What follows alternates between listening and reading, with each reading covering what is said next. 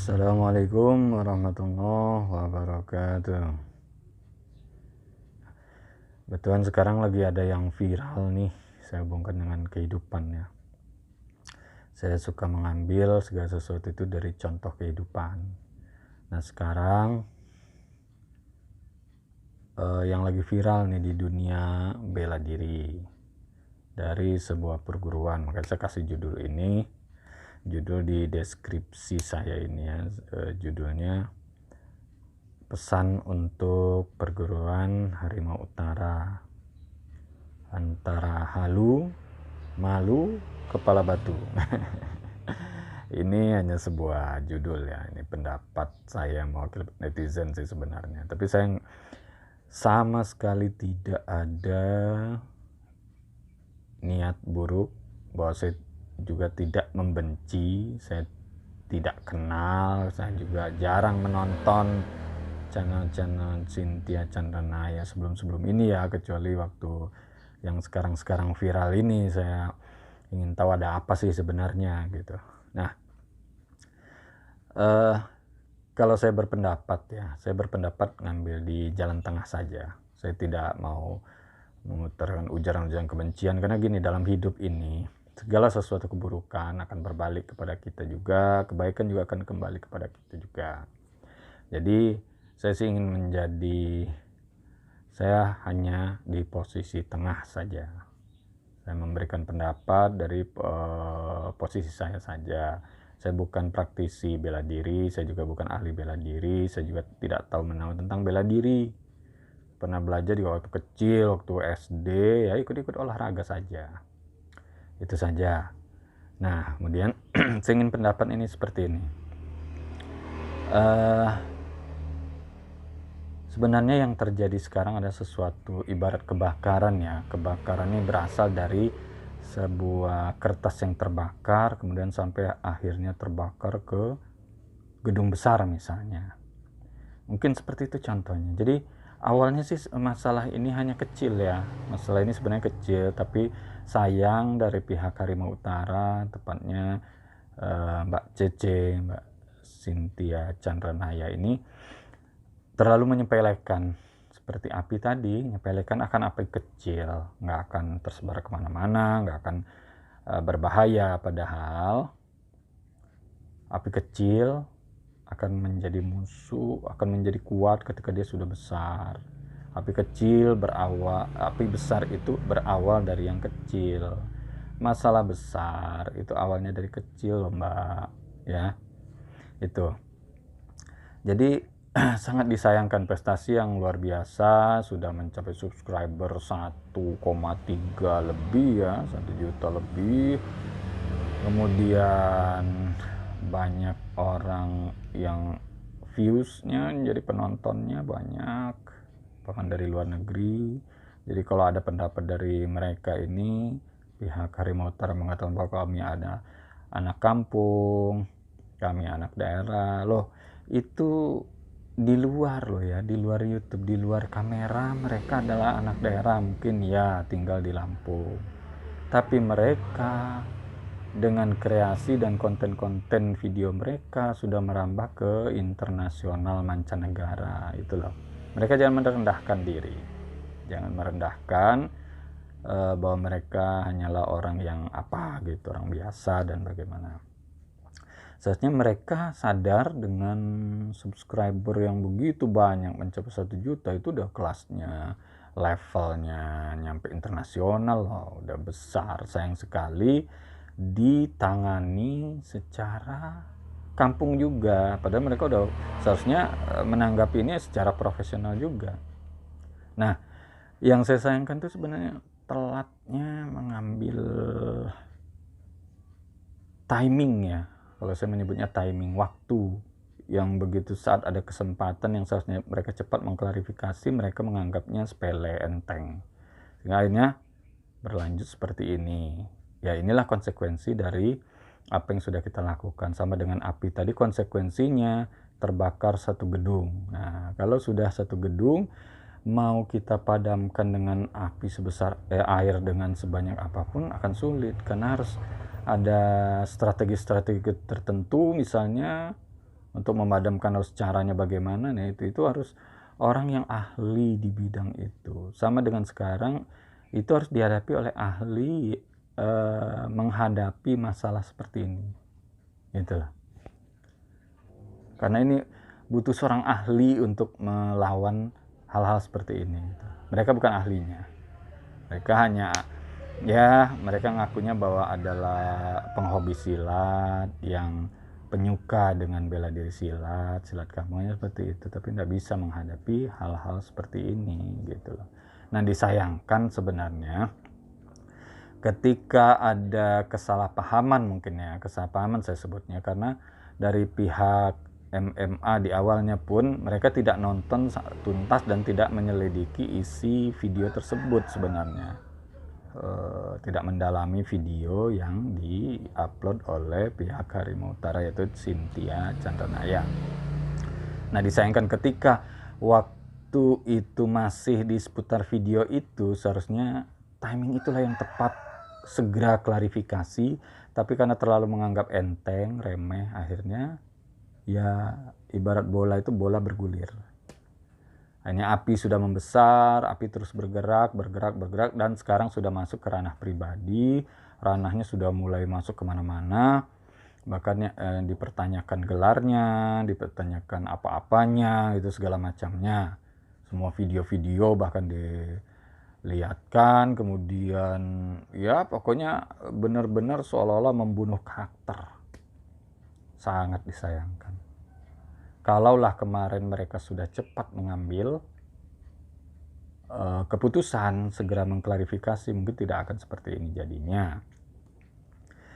Nah, kalau sampai datang kemudian sampai ke Lampung, ya ini akibat dari telatnya mengklarifikasi. Kedua, pihak manajemen pun terlalu gegabah menutup atau ngeblok orang-orang, dalam tanda petik orang-orang penting ya, yang menghubungi mereka. Sayang sekali. Itu sih pendapat saya ya, ini pendapat pribadi saya sebagai seorang penonton. Kalau pendapat-pendapat dia praktisi atau dia atlet itu biasa, pendapat-pendapat mereka ya pasti akan terkesan berat sebelah, bahkan seolah memojokkan, itu biasa. Itu karena pendapat-pendapat seperti ini karena mereka juga orang-orang yang biasa di dunia itu, di bela diri itu biasa menjatuhkan mental. Ujungnya adalah pertarungan di atas ring itu. Kalau bagi mereka para petarung, para pesilat, para bela diri itu hal biasa gitu. Tapi pihak-pihak yang kemudian ikut terlibat yang bukan di bidangnya bela diri, ya itu sih saya tidak mau berpendapat benar atau salahnya, itu pendapat mereka masing-masing, silahkan saja. Kalau kemudian aksesnya kepada netizen, pendapat masyarakat umum menyatakan ini dan itu, ya intinya adalah jelek ya, buruk, pernyataannya sangat sadis, sangat luar biasa. Itu juga biasa, karena ini konsekuensi kita berada di dunia maya, tepatnya bermain di medsos ya. Hal-hal kata-kata seperti itu udah menjadi makanan kita. Kan pernah satu video kalau nggak salah ya, di videonya Cynthia Chandranaya itu, bahwa katanya dunia silat ini adalah dunia yang brutal katanya. Saya pernah lihat itu, saya lupa judul pastinya apa, pokoknya dunia silat itu adalah dunia brutal. Maka seperti ini juga dunianya YouTube ini atau dunia medsos ini ya brutal dengan kata-katanya itu tak ada kontrol, tak ada ukuran apa-apa acuannya, jadi bebas-bebas saja. Ada ustadz sakit, ada ustadz yang kondisinya bagaimana malah diledekin, minta doa malah dihujat, malah suruh tobat. Kok ustadz suruh tobat, kan lucu. Ya tapi sah-sah saja gitu. Silahkan saja. Yang terpenting begini, kalau dalam hidup sesuatu keburukan, baik itu di alam maya atau dalam alam nyata, keburukan tetap akan kembali pada keburukan. Makanya itu kembali kepada diri masing-masing akhirnya gitu. Oke. Nah, ada yang saya salut dari beberapa pendapat itu. Yang pertama, beliau seorang menteri dulunya, yaitu Bapak Roy Suryo. Dia seorang ahli telematika padahal, yang seharusnya dia berbicara di bidangnya ya, artinya mengedit dia sudah tahu, tapi dia tidak mengutarakan dengan keilmuannya. Dia di situ menjadi berkapasitas menjadi menteri. Menteri itu mungkin seperti orang tua lah ya, bagi warganya, bagi rakyatnya. Jadi dia berpendapat, dia tetap mengapresiasi, dia tetap mengambil jalan tengah, bahwa dia mengapresiasi pihak Cynthia Chandranaya dan juga mengapresiasi dari pihak lawan seperti Bela Diri Bersatu ini. Nah itu, saya salut, bagus. Saya suka seperti itu, artinya dia tetap berada di tengah. Walaupun banyak yang memaki-maki beliau dengan pernyataan-pernyataan netizen, itu hal-hal biasa sih. Nah, cuman ada yang saya sayangkan, ada salah satu channel sebenarnya dia juga pesilat, bahkan silaturahminya bagus, berbeda dengan yang lain karena dia juga pembuat goloknya diberikan. Nah, beliau itu seorang ustadz, dia pesulap, dia pesilat, dia punya sebuah perguruan, kemudian juga punya pengajian, tapi sayang di saat ini seharusnya kapasitas dia sebagai orang tua sama dengan Pak Roy Suryo tadi. Baik atau benar seseorang, dia harus berada di tengah karena dia sebagai seorang orang tua. Ibaratnya dia sebagai seorang ustadz tadi ya, ibaratnya orang tua yang punya anak banyak, si anak itu ada yang baik, ada yang buruk, tapi tetaplah anak. Seharusnya dia mengayomi atau dia menjadi mediator ya, orang penengah untuk masalah ini. Seharusnya seperti itu. Sayang sekali sampai akhirnya goloknya dikembalikan. Nasihat saya sih untuk perguruan Harimau Utara sih seperti itu. Ini api sudah membesar. Untuk memadamkannya perlu ahli, perlu orang yang sudah biasa menghadapi api yang begitu besar. Ini nggak bisa dihadapi begitu saja dengan live streaming nggak akan mampu.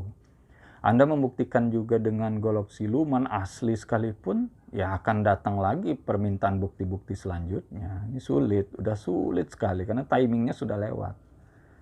Jadi kondisinya sekarang harus bagaimana? Ya, Mbak Cynthia kalau memang orang beragama, Master Agus orang beragama, ya mohonlah kepada Tuhannya, kepada Allah, minta petunjuk apa yang terbaik untuk dilakukan. Kalau untuk saat ini seperti itu nggak usah, malah akan menimbulkan nantinya ekses-ekses yang makin besar. Orang akan makin tidak suka, yang akhirnya malah membuat malu diri sendiri. Dan orang sudah menganggap bahwa ini halu, sebagus apapun kita, sebenar apapun kita sudah tidak ada lagi, sudah sulit sekali gitu loh. Kemudian dianggap bahwa ini nggak tahu malu akhirnya kan, keras kepala, kepala batu, akhirnya dianggapnya seperti itu. Kalau dari saya sih lebih baik untuk saat ini nggak usah bikin konten dulu. Lebih baik fokus di latihan. Kalau emang ingin membuktikan bahwa bisa menghancurkan durian, ya latihlah sebanyak-banyaknya sampai membuktikan bahwa itu. Melatih diri untuk mampu lagi, seperti golok siluman pun mungkin golok siluman nggak bisa langsung dibuktikan karena buktinya sampai sekarang pun tidak juga dibuktikan karena berarti ada sesuatu gitu loh, karena berarti ada sesuatu syarat gitu. Artinya harus dilatih dulu sampai ketemu itu bisa menembus. Kalau memang ya seperti itu ya, kalau bukan editan, maka fokuslah seperti itu gitu loh. Saya sih tidak berpikir bahwa ini edit atau tidak edit. Kalau memang ini benar ya silahkan buktikan kan, seperti itu. Kalau ini tidak benar ya tinggal diakui, itu aja. Seperti pendapat-pendapat lain sebenarnya, itu bukan ini sih, kan mengoreksi. Saya tidak berhak menghakimi Anda bahwa Anda salah atau bagaimana. Cuman ini sudah terjadi ya, seperti inilah kehidupan gitu loh. Harus menyadari tidak bisa disikapi hanya dengan seperti itu saja. Kalau dihadapi dengan begitu-begitu terus sampai kapanpun ya tidak akan padam. Apinya malah menghancurkan bangunan, semakin hancur. Padam-padamnya nih api kalau sudah hancur gedungnya, sudah tidak bisa dihuni. Artinya kalau si channel ini sudah tidak ada, kemudian pihak-pihak ini pun akhirnya tidak bisa lagi upload atau membuat kreativitas lain atau apa, selesai. Gitu loh. Sangat sulit sekali untuk kondisi seperti ini. Tapi pasti ada jalan untuk melakukan semuanya kalau kita masih punya niat baik. Segala sesuatunya kalau kita punya niat baik ya sudah.